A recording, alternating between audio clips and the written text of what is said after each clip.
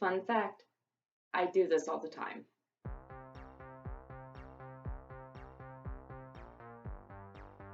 Hello everyone, this is the SLP Peep, and today we are going to be talking about treatment in language.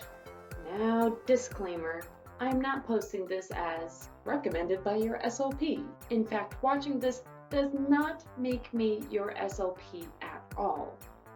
This video just contains some recommendation, treatment plans, home suggestions that I give to my clients and their families. Yes, I am a therapist, I am a speech-language pathologist, but I only see the clients 30 minutes, at most 2 times a week. You as the family, you as the caregiver, you see the client a lot more than I do. So when family members and caregivers follow through the suggestions provided by the speech-language pathologist about how to implement a home program or suggestions to do at home to help promote language, chances are that's going to have a huge impact. Now, as referenced in my first video this month, to see that video, click here. There are 2 parts of language, at least 2 main parts of language, receptive and expressive. I primarily work with children, which means they are acquiring language for the first time.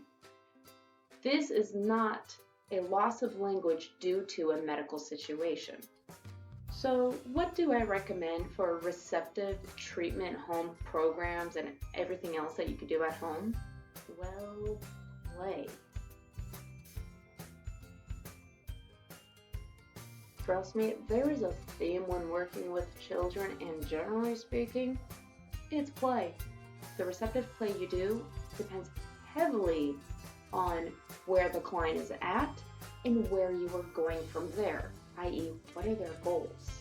For receptive play that is a bit more advanced, a game of Simon Says could be in order, only it's not your traditional Simon Says. A more advanced or more complicated version of Simon Says could involve before and after, prepositions, if-then concepts, and even adding new vocabulary into it. Now that's pretty advanced. On the other side of it, you can show somebody 2 objects and then start it out with cat. Show me the cat. Where is the cat? Another fun activity to do with children is through songs. I'm thinking of Head, Shoulders, Knees, and Toes. This can later on go into show me your head, show me your knees, show me your toes, show me your eyes, nose, mouth, shoulders. Am I missing any of them? I like using these body parts because chances are the client already knows these body parts, mainly through repetitions of the song. But if you ask them to show you the body parts out of order, you quickly learn whether or not they only know the body parts in order because of the song, or if they actually integrated, oh, this is the head and always will be the head, this is the nose and always will be the nose. It's so much easier when you know that they've heard these words before. Expressive home care programs are also a bit of fun. Yeah, they're fun too. Mind you, all these suggestions that clinicians give for families at home all depends on the client's level. We don't want to recommend something that's so easy that it won't help them learn anymore, but we also don't want to suggest anything that's way too hard, way out of their level, that they're just going to get frustrated and mad at. We want to suggest things that they're currently working on that they have a high chance of success at home, and where it's not going to be stressful for caregivers and family members at home as well. If the client is working on pronouns, we're going to suggest games with pronouns. One thing I love to do is pull out a book that has boys and girls in it and have them describe pictures for me. Now, word of warning if you decide to do the book route. Not all books are created equal, and some of them are really awful to use. And I'm not talking about the culturally sensitive thing. I'm meaning sometimes they're just more boys than girls, and sometimes there's more girls than boys. Other suggestions for promoting expressive vocabulary would be giving an option of 2, not 1. Granted, you can also go more than 2 if the client is ready for that. I like doing 2 because that way I don't have to think that hard either.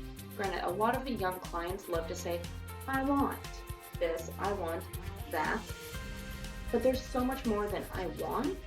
Don't get me wrong, I want is a great phrase, but there's more to life than I want. What do I mean by giving 2 or more options? Do you want the big star or little star? Do you want the green blocks or the red blocks? Do you want to build or take apart? Now, this was a very quick rundown of what I recommend for caregivers at home, and this may seem very basic, not very individualized. There's a reason for that. Yes, these are basic ideas. I want these to be generalized at home, where caregivers don't have to go out of their way to do something very different. I want this to be something that they can do at home and just add it into an already established activity. There have been quite a few families that I recommended for the caregivers to sign open and to say open a few times when the client takes them to the refrigerator. Sign it once or twice, say it once or twice. That way the client is able to see it and hear it a few times before the refrigerator is open.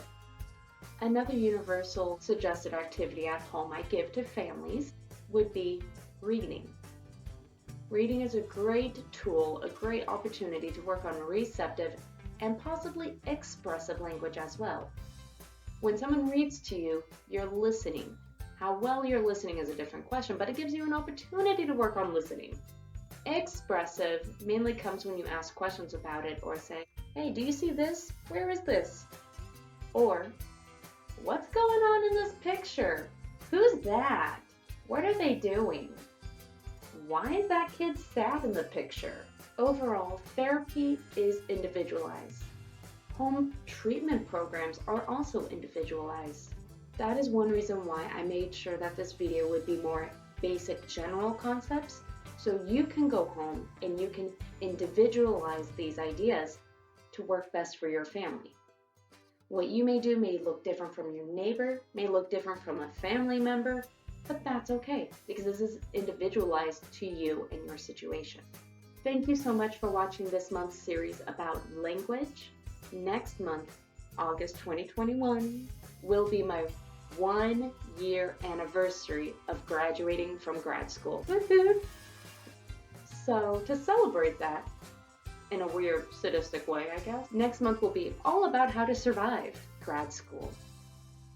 Thank you so much. Please like and subscribe. Until next time, please remember to be kind. Now, as referenced and to have them describe photos, not photos. Do you want to build? To see that video, click here. I think I messed that up. I think it's over here.